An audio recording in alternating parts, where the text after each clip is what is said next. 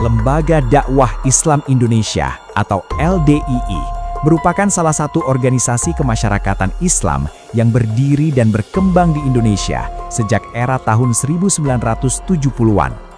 Dalam perjalanan sejarahnya, organisasi ini tidak lepas dari berbagai kontroversi, terutama karena tuduhan eksklusivisme, klaim kebenaran tunggal, dan sikap tertutup terhadap kelompok Islam yang lainnya. Isu-isu inilah yang sering menjadi dasar sebagian kalangan menyebut LDII sebagai aliran yang sangat berbahaya dan perlu diwaspadai. Namun, untuk memahami persoalan ini secara adil, perlu dilihat dari dua sisi, yaitu kritik yang berkembang di masyarakat dan klarifikasi resmi dari pihak LDII sendiri.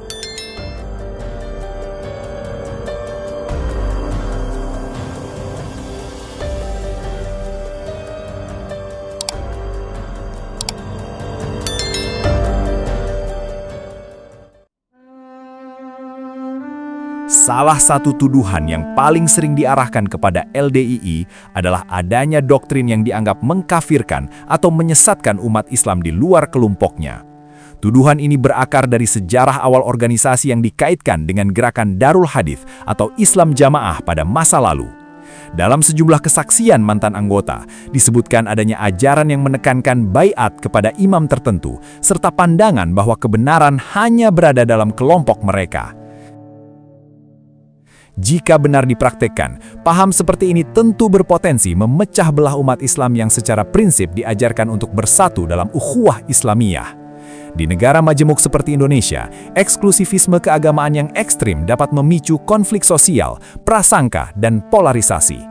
Selain itu, sikap tertutup dalam komunitas internal juga sering menjadi sorotan publik. Beberapa kritik menyebutkan bahwa LDII cenderung membangun lingkungan sosial yang lebih banyak berinteraksi dengan sesama anggotanya sendiri. Pola ini dianggap dapat menghambat integrasi sosial dan memperkuat sekat-sekat di tengah masyarakat.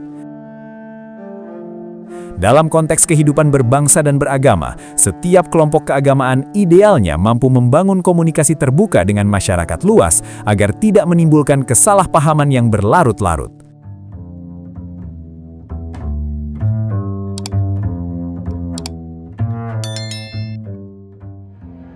Namun demikian, penting dicatat bahwa secara resmi LDII menyatakan telah melakukan pembenahan dan klarifikasi atas berbagai tuduhan tersebut.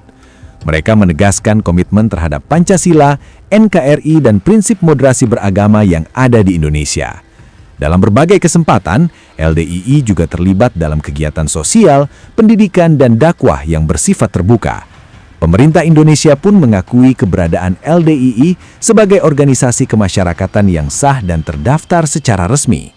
Hal ini menunjukkan bahwa secara legal formal, LDII berada dalam koridor hukum negara. Label sangat berbahaya terhadap suatu organisasi keagamaan sebaiknya tidak disematkan secara emosional tanpa kajian mendalam dan data yang terverifikasi terlebih dahulu.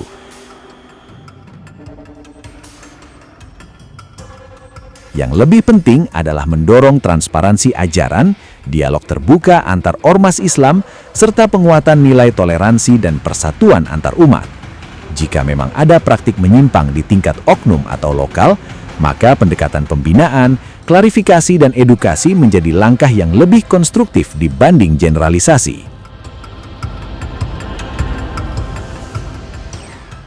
Indonesia sebagai negara plural membutuhkan kedewasaan dalam menyikapi perbedaan. Kritik terhadap organisasi keagamaan boleh saja disampaikan, tetapi harus berbasis fakta dan tidak memicu kebencian. Dengan dialog yang jujur dan terbuka, potensi konflik dapat diminimalisir dan persatuan umat tetap terjaga. Bagaimana menurut kalian? Ada tambahan? Silakan tulis di kolom komentar ya.